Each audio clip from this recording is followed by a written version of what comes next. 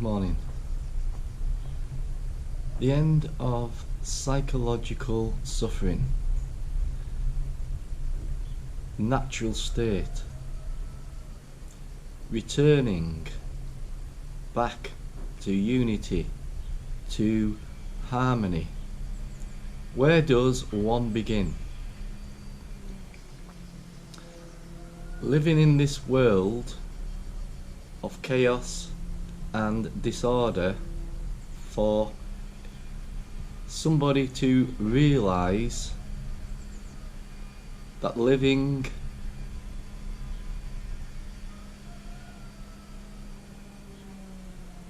in friction, a mental state of noise in the head all one's life, is not your natural state.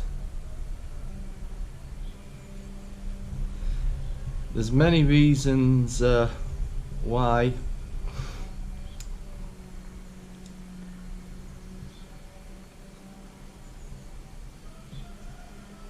one is unable to find the answers to these fundamental questions.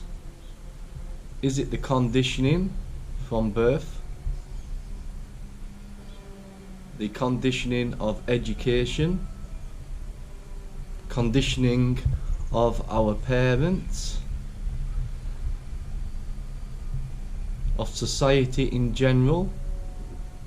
Of traditions? Division. That's what we would move into next and take a look at. Division. Okay, that's just a small introduction, but this problem has continued for thousands of years, and humanity has never sorted out this psychological problem of suffering. That means that one is identified with the mind, the thinking mind, the thoughts. One would call this psychological time. It's the way that we've been taught about the world when you come into form. Now, sat here, if you can have a clear mind, you can see the truth of this very, very quickly. But because we've been bombarded with thought and thinking it to be all powerful, the answer to everybody's problems, it further divides people and divides the brain, which would bring me to fragmentation of the brain. The brain is fragmented. If you've done some work on yourself, as I'm speaking now, you may understand what's being said, or you might be oblivious to the word of thought, thinking, time, psychological suffering. It seems a mouthful and it seems deep and intense, but what we're actually talking about is the disease of the conscious mind. So these statements are describing a condition of the brain that's been captured in a time, a psychological time that's been created by man's thinking. The confusion starts because outside oneself there is time. It takes time to walk home. It takes time to learn the subject. It takes time to go to a country. It takes time to build a bridge, build a house. build an aeroplane. And science, over hundreds of years, thousands of years, has moulded form through time into houses, into bridges, into anything that commercially has been created for one to use. And that's put together by knowledge over a period of time. So it takes time. The car didn't just appear in the 1920. It didn't just appear in 2020. It takes time. It takes time to build the car. Knowledge knowledge gathered over a period of time. So this is the mistake what man made, that through time outside himself, he thought psychologically through time he could become better, a better person, happier in the future, worrying about his past and trying to change the past into the present and into the future. One day he will, her, succeed. So but you're trying to change the psychological makeup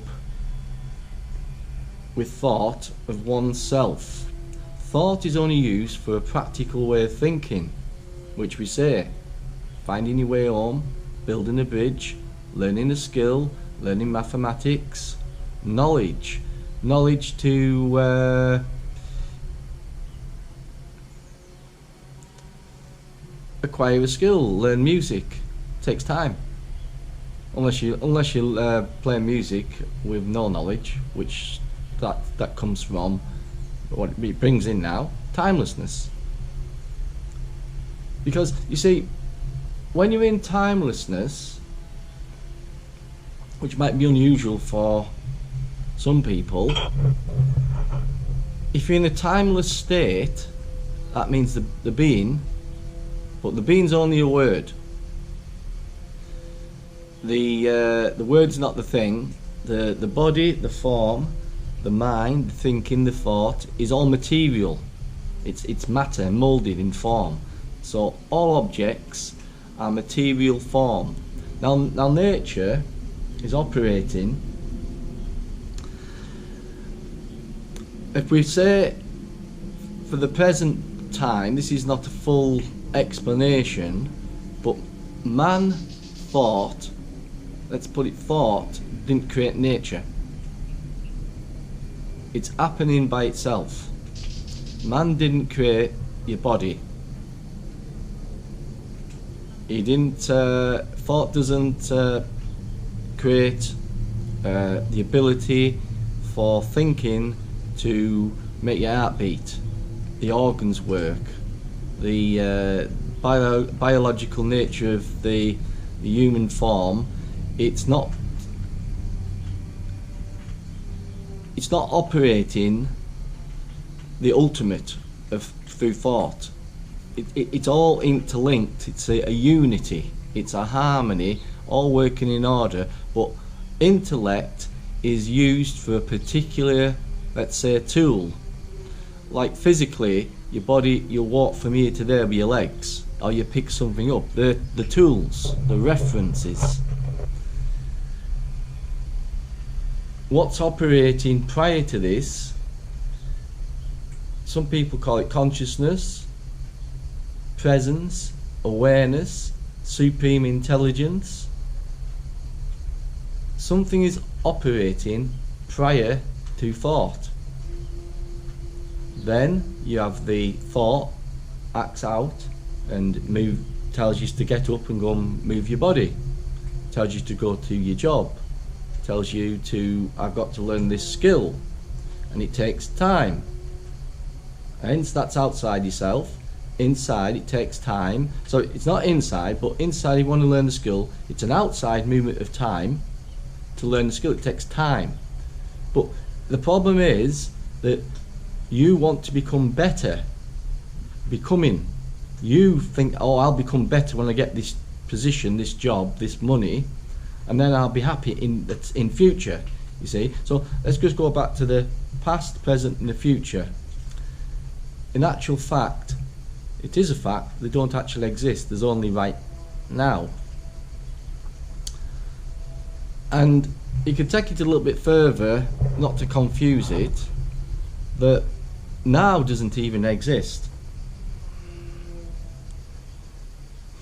The reason by it being that, if we draw a circle, you see, everything's a cycle. And everything's in flux, everything's everything's moving, you see. The mind's moving, thoughts are moving all the time, operating. Thoughts thinking and moving on its own accord. This is what the problem is, you see. When thought stops and you're not using that knowledge to do your job, let's say practical things in life, you don't need thought. You can sit here and look and be still and be at peace. Now the brain, the mind, because the way we've educated, doesn't like this. It wants to be active all the time. It can't stay with its own self, you see. But so what we're saying though, but prior to thought and thinking, prior to this form, to this world, there's consciousness, you see. Consciousness is awareness. But there's a little bit more to understand about this consciousness and awareness, which is probably beyond this video and this talk, which we could go into. But we first need, before we can arrive at and see the clarity and clearness of the truth of that, the brain, the thought, the thinking has got to become still, quiet of all its problems. Then the other, you could say, let's bring the word in, God, sacred, right? Not God in the sense of the traditional religious form, tradition of what God is. Supreme intelligence.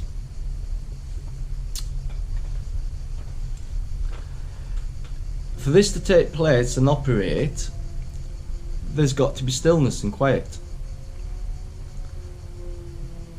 So, to explain this to you can be simple. I could simply explain it right now to you. It's so simple that you don't see it. You see, because natural state is what you are. You are here right now, and if you allow it to be what is, what's taking place, what's happening, and don't try to change it, you're not going to suffer. But you're suffering because you're using the mind in a wrong, we could call it corrupt, destructive way. Throw a few things in here. Seeking gratification, seeking pleasure, seeking power, seeking through the me. This is where it comes in now, the me. Wait, we'll slow that down. Let's go to it again.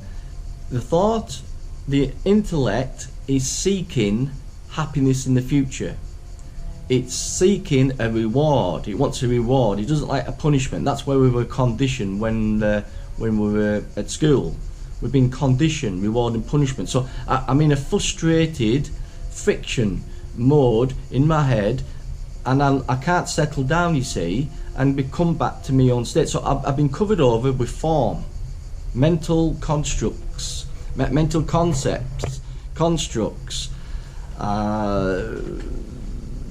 that's operating in a distorted manner, which means it's the brain, it's fragmented. It can't see the whole truth of what's being said. Most people don't even ask these sort of questions. Today there is people that are wanting to or trying to wake up, but there's still a lot of confusion. So I'm going to stop it there. But the next key concept would be the ego mind. So the me, the me, the person, the persona, the mask I put on in life, the superficiality. We'll leave it from there. Thanks for listening to this, and I'm going to go into the in-depth, I suppose I'd have to say, compartmentalize this psychological problem, this conflict in the consciousness, this disease of the conscious mind. It is simple, it is very simple. You could probably relate to like more when you're a child, where you're more free. This is what we've got to bring these things out. It's like opening up, like a flower, opening up the truth. The truth, you've got to open up, you've got to question, you've got to inquire, and you've got to open up deep, go deep, and you open the truth. And when you see the false of something, when you look at the false of something, you inquire, you're looking at the false. Now, there's thoughts involved. It's a complex thing, you see, but because we've been taught the wrong way, it's difficult to re-engineer back. So when you see a truth of something, that, okay, I'm suffering, I'm all my mind's chattering all day and everything, is this the way it's supposed to be? If you've never asked the question, is that how life is supposed to be? Suffering, psychological suffering. Wait until I get more money. Wait until I get a better job, a better house, a better car, a better lifestyle, a better perfect person, you see. Well, this ego mind, it's all put together. Ego mind is a fragmented mind. It's not ego just being arrogant. Arrogance is involved. That's only superficial. It goes more deep than that. So we're going to leave it there. I think you know where we're going now, or hopefully. Anyway, bye for now. Thank you. Take a look at this. Back to nature. Yeah, stillness in nature. Quiet, still. No suffering. Yeah.